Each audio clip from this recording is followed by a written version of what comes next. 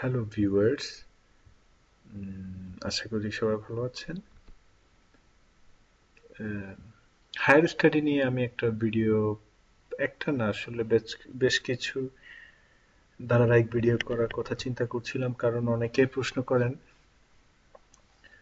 ইউরোপে কিংবা নর্ডিক কান্ট্রিগুলোতে বাংলাদেশি স্টুডেন্টদের পড়াশোনার সুযোগ সুবিধা সম্পর্কে জানতে চান।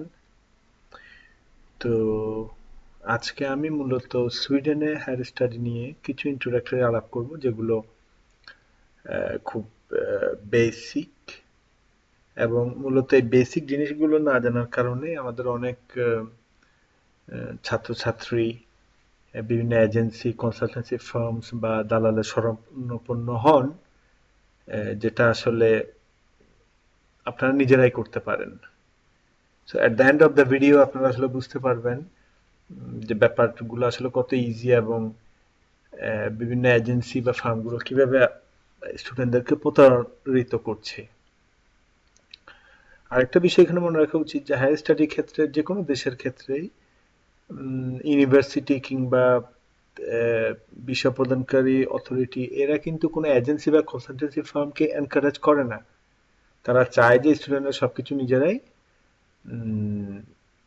হ্যান্ডেল করুক, এবং এর যথার্থ কারণও আছে। যেমন একটা ছাত্র, একটা স্টুডেন্ট যখন বাইরে পড়াশোনার কথা চিন্তা করে, স্বভাবতই সে যদি একটা অ্যাপ্লিকেশন করতে না পারে, তাহলে সে কিভাবে একটা সম্পূর্ণ নতুন পরিবেশে, নতুন দেশে, নতুন জায়গায়, নতুন ভাষায় সার্ভাইভ করবে? এগুলো আসলে খুবই গুরুত্বপূর্ণ কিছু প্রশ্ন, এবং এই কারণেই ইউনিভার্সিটিগুলো যথেষ্ট ইনফরমেশন প্রোভাইড করে তাদের ওয়েবসাইটে, অনলাইনে বিভিন্নভাবে তারা যথেষ্ট তথ্য দিয়ে সহায়তা করে, যাতে কোনো ব্যাপারেই কোনো কনফিউশনের সৃষ্টি না হয়।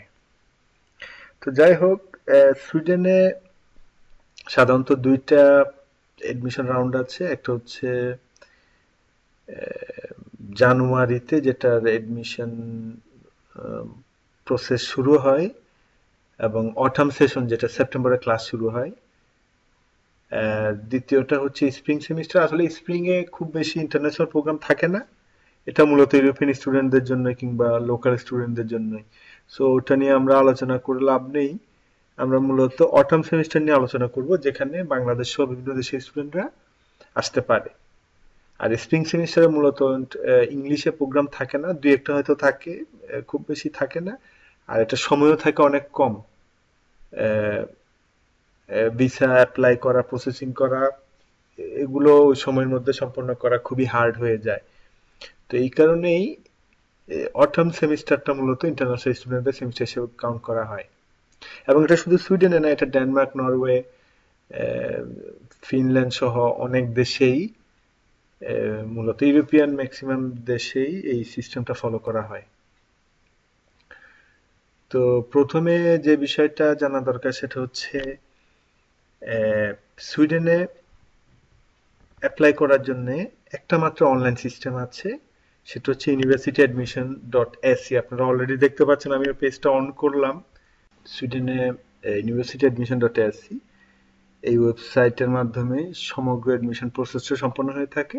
মূলত সবগুলো ইউনিভার্সিটি এই অনলাইন সিস্টেমের সাথে লিঙ্ক থাকে, এবং এই পেজে আপনি অ্যাকাউন্ট করা থেকে শুরু করে, অ্যাপ্লিকেশন করা থেকে শুরু করে, tuition fee payment, admission result, everything is available hair. তো এটা খুবই একটা ভালো সিস্টেম, কারণ বিভিন্ন দেশে অনেক সময় জটিলতার সৃষ্টি হয়, কারণ এক একটা ইউনিভার্সিটির জন্য আলাদা আলাদা অ্যাপ্লিকেশন বানাতে হয়, আলাদা অ্যাপ্লিকেশন ফি দিতে হয়, আলাদা ডকুমেন্ট সেন্ড করতে হয়, যেটা অনেকটা এম্বারেসিং। কিন্তু সুইডেনে একটা সুবিধা হচ্ছে যে আপনি সবগুলো ইউনিভার্সিটিতে একসাথে একটাই অ্যাপ্লিকেশন